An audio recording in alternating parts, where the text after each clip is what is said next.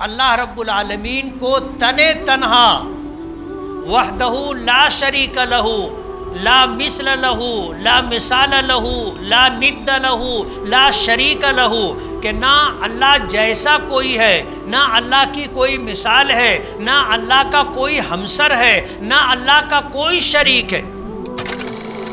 اللہ کی وحدانیت کو اس طرح مانتے ہیں کہ کرنے والی ذات صرف اللہ کی، عبادت اگر ہوگی تو صرف اللہ کی ہوگی، سجدہ ہوگا تو صرف اللہ کا ہوگا۔ اس دنیا میں کتنے مذاہب اور کتنے ادیان، کتنے دھرم پائے جاتے ہیں ہمیں نہیں معلوم۔ بنیادی طور پر اگر دیکھا جائے تو اس دنیا میں یا تو اللہ تعالیٰ کی وحدانیت، الوہیت، ربوبیت سے انکار کرنے والے لوگ پائے جاتے ہیں جن کو کافر کہا جاتا ہے۔ کافر کے معنی انکار کرنے والے، یہ وہ لوگ ہیں جو اللہ تعالیٰ کو اپنا معبود نہیں مانتے، اللہ تعالیٰ کی ربوبیت کو تسلیم نہیں کرتے اور اللہ تعالیٰ کی وحدانیت کے قائل نہیں ہیں، یہ لوگ کافر کہلاتے ہیں۔ دوسری قسم انسانوں کی مذہب کے اعتبار سے ایسی ہے جو اللہ تعالیٰ کی ذات میں، اللہ تعالیٰ کی صفات میں، اللہ کی مخلوقات میں سے کسی کو شریک مانتے، یعنی اللہ جیسا مانتے۔ جو صفات اللہ تعالیٰ کی صفات مختصہ ہے، اللہ تعالیٰ کے ساتھ ہی خاص ہے، ایسی صفات کو دوسری مخلوقات میں بھی مانتے، یہ لوگ مشرک کہلاتے ہیں۔ مشرک کے معنی شرک کرنے والا، اللہ تعالیٰ کی ذات میں کسی مخلوق کو شریک کرنے والا یا اللہ تعالیٰ کی صفات میں کسی کو شریک کرنے والا، یہ مشرک کہلاتا ہے۔ تیسرا طبقہ انسانوں کا مذہب کے اعتبار سے ایسا ہے جو اللہ تعالیٰ کو اپنا معبود مانتا ہے اور اللہ تعالیٰ کو تنے تنہا ایسا مانتا ہے کہ نہ اس کی کوئی ذات میں شریک ہے، نہ کوئی صفات میں شریک ہے، اور اس بات کا عقیدہ رکھتا ہے کہ اس پوری کائنات کو پالنے والا، اس کو سنبھالنے والا، اس کی ہر طرح کی ضرورت پوری کرنے والا تنے تنہا ایک اللہ ہے۔ ایسے لوگوں کو موحد کہا جاتا ہے، توحید کے ماننے والے، نہ تو اللہ کی ذات میں کوئی شریک ہے، نہ اللہ تعالیٰ کی صفات میں کوئی شریک ہے۔ اس دنیا میں مشرکین کی تعداد بہت بڑی ہے، سب سے زیادہ اس کائنات میں مشرک پائے جاتے۔ آپ دیکھو گے یہودی جو اپنے آپ کو اللہ تعالیٰ کو ماننے والا قرار دیتے ہیں اور کتاب الہی حضرت موسیٰ علیہ السلام پر نازل ہونے والی کتاب توریت کو اپنی کتاب مانتے،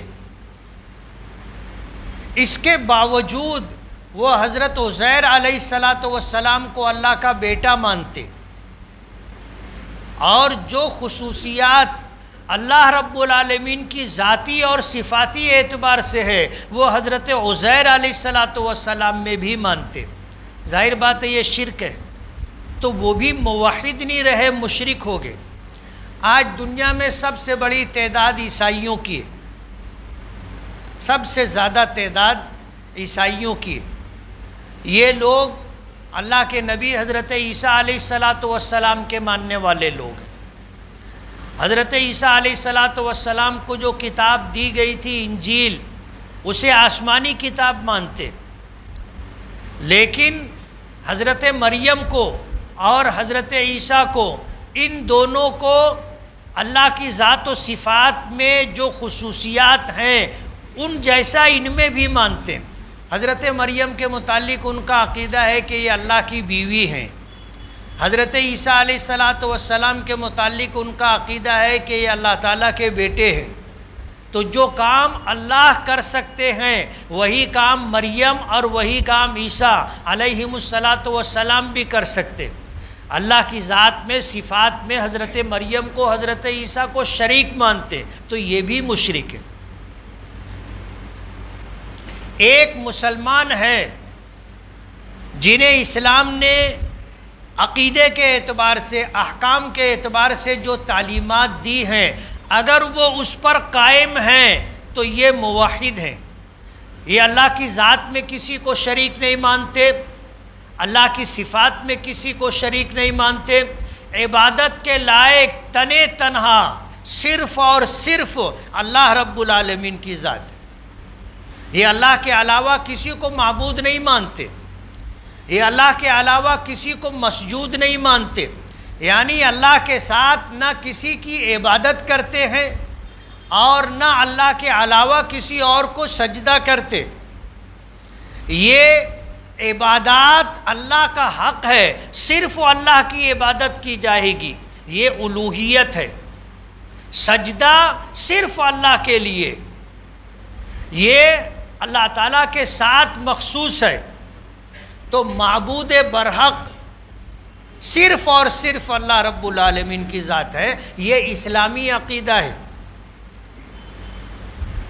اور اللہ رب العالمین کو تنے تنہا وحدہ لا شریک لہ لا مثل لہ لا مثال لہ لا ند لہ لا شریک لہ، کہ نہ اللہ جیسا کوئی ہے، نہ اللہ کی کوئی مثال ہے، نہ اللہ کا کوئی ہمسر ہے، نہ اللہ کا کوئی شریک ہے۔ اللہ کی وحدانیت کو اس طرح مانتے ہیں کہ کرنے والی ذات صرف اللہ کی ہے، عبادت اگر ہوگی تو صرف اللہ کی ہوگی، سجدہ ہوگا تو صرف اللہ کا ہوگا۔ ایسے لوگوں کو موحد کہا جاتا ہے۔